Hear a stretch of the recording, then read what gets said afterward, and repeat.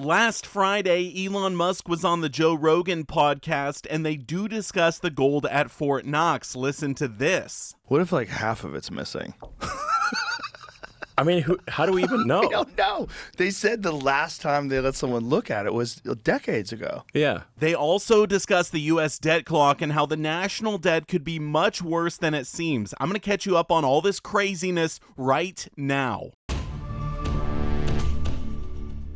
Unless you've been living under a rock, you probably know that Trump and Elon are going to be auditing Fort Knox to make sure all of the gold is still there. And at the start of the JRE podcast with Elon, they get into it right away. Yeah, I want to know about Fort Knox too. Yeah. Is it true that they've been shipping large quantities of gold back to the United States recently?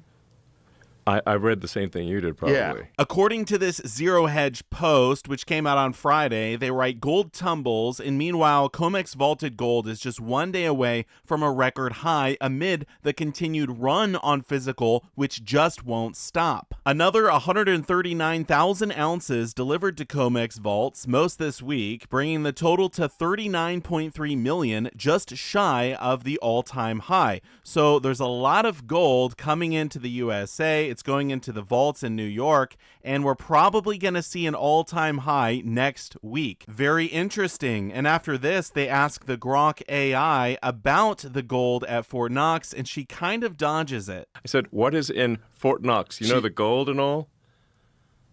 Oh, right, Fort Knox. I thought you were talking about my dogs for a second there.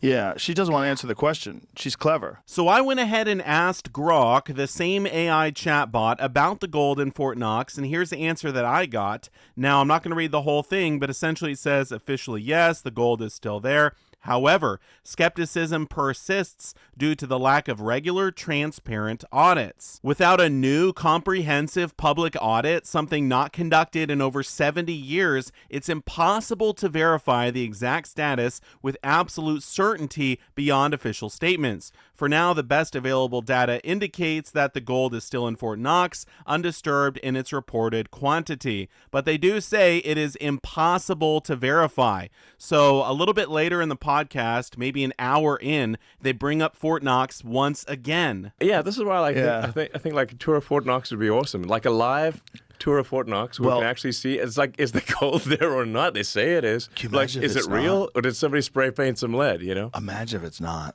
Imagine if it's not all there, like some of it's missing. Where'd it go? What if a lot of it's missing? What if like half of it's missing?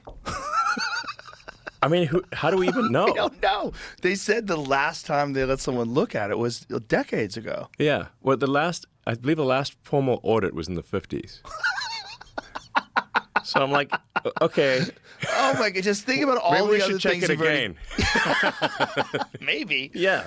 Think about all the other stuff that you pointed out, all the checks that just go out, the NGO payments, the Social Security people. Think about all that. Yeah. Now apply that to the gold. No, absolutely. I just want to emphasize the sheer madness of the government. It's just because they have magic money computers that the checks never bounce for the federal government.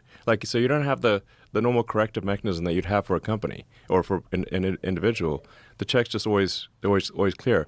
The net result is inflation, which is effectively a tax on everyone. So after talking about whether the gold is there or not, they actually don't go into specifics of when an audit would happen or anything like that, but instead they pivot to inflation and how it's a tax, and then they get to what I think is one of the most critical moments of the podcast. Well, I mean, the government's one big pyramid scheme, if you ask me. Yeah, well, you can tell me better than anybody. Social Security is the biggest Ponzi scheme of all time. Right, explain that. Oh, so people pay into Social Security, and the money goes out of Social Security immediately. But the obligation for Social Security is your entire retirement career. Like if you look at the future obligations of Social Security, it far exceeds the tax revenue. Far. Have you ever looked at the debt clock? Yes. Okay. There's our present day debt, but then there's our future obligations.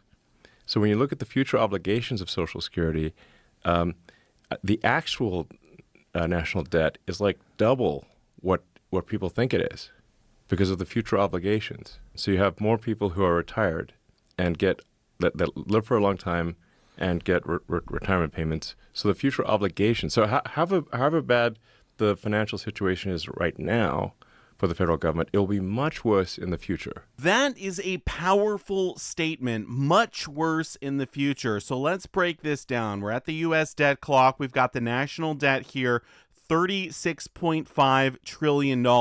And that seems like a lot of money, but then you got to get to the future obligations, right? Or the liabilities. What are we going to owe? What have we promised people that we will pay them in the future? So down here, we've got the Social Security liability, million, billion, trillion. Add another 28 trillion to the national debt. And that's not even counting the Medicare liability. Look at this, another 43 trillion. So we've now tripled the national debt. You want to go with all U.S. unfunded liabilities? $227 trillion. So yeah, it's going to be a lot worse in the future. And one thing that we can do is fast forward in time and actually see what they're predicting it's going to look like in 4 years. So you ready for 2029? Here we go. $47 trillion for the national debt. And you might say, okay, that's not that bad, right? I mean, it only went up like 11 trillion in 4 years.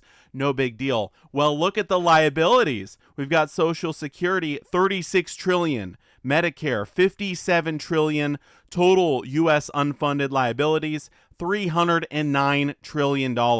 So this is going to continue to snowball. I mean, this is only 4 years out. It could get a lot worse, and I think it makes a really good case for why you should buy and hold gold and silver right now. However bad the financial situation is right now for the federal government, it will be much worse in the future. Just last week, gold was at an all-time high, over $2,900 an ounce in U.S. dollar terms. But gold actually has hit all-time highs in the euro, the British pound sterling, Japanese yen, Chinese yuan, Australian dollar, and Canadian dollar, plus many other currencies around the world. So gold has been doing very, very well. However, the GDXJ index, which aggregates junior mining gold stocks, sits at $50 compared with $167 in 2011 when gold peaked at $19.25 an ounce.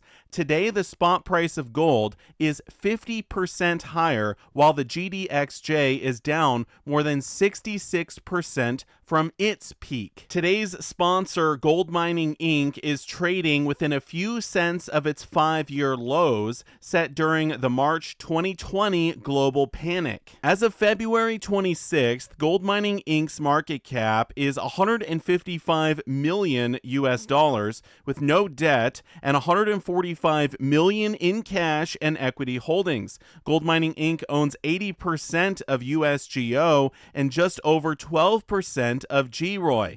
9.9 million shares of USGO are quoted at $106 million, and 21.5 million shares of GROY are quoted at $28 million. They also have the $11 million in cash, so the total is $145 million. Yet, when the company originally acquired their dozen gold projects, the peak combined market caps of the companies that held them was approximately 850 million Canadian dollars, which during the period 2010 to 2012 was much closer to par with USD than today. The combined peak market cap was calculated based on each respective company's peak share price during the period prior to acquisition. So let's go over this one more time. Peak market cap of companies acquired, 850 million Canadian dollars in 2010 to 2012. The current market cap of Gold Mining Inc., 155 million US dollars in 2025. And then look at gold spot price, 1925 in 2011 and 2900 in 2025. Gold Mining Inc. is trading for about 80 cents in US dollars right now, which is near its 5-year lows. In August 2020, Gold Mining Inc. hit $2.72 a share when gold first reached the 2,000 an ounce mark, yet the stock is now 68% lower. So Gold Mining Inc. owns a dozen projects. You can see the breakdown here, containing an aggregate of 12.5 12.5 million ounces of gold equivalent estimated mineral resources in the measured and indicated category, and an additional 9.7 million ounces of gold equivalent estimated mineral resources in the inferred category. There is a gap between its market price and asset portfolio, and this is how I look at this situation. Gold is trading at an all-time high, while Gold Mining Inc. is near its COVID lows. On top of that, a shareholder of Gold Mining Inc. is gaining additional exposure to a portfolio of gold assets containing an estimated mineral resource of 12.5 million gold equivalent ounces in measured and indicated, and an additional 9.7 million inferred, valued at only $10 million. Gold Mining Inc. is down 68% from its 5-year high. This is an attractive opportunity worth looking into, in my opinion. In my view, this is a management team consistent of industry veterans with decades of experience in the industry that speaks for itself. Let's take a look at Amir Adnani, the co-chairman and founder of Gold Mining Inc. Along with this, he is the president, CEO, and founder of Uranium Energy Corp. Now, that company he advanced from concept to U.S. production in its first 5 years and is now one of the largest uranium companies in the public markets. Also, we have David Garofalo, co-chairman and director. Before joining GLDG and GROY, David served as president and CEO of Goldcorp Inc. until its sale to Newmont Corporation in April of 2019. He was named Mining Person of the Year by the Northern Miner in 2012 and Canada's CFO of the Year by Financial Executives International Canada in 2019. So I would say Gold Mining Inc. has a great team behind them. They also have no debt. All of these gold projects, I already broke down the value proposition. Do your own research on Gold Mining Inc. I do want to thank Gold Mining Inc. for partnering with me to help make this video possible. And I just want to say,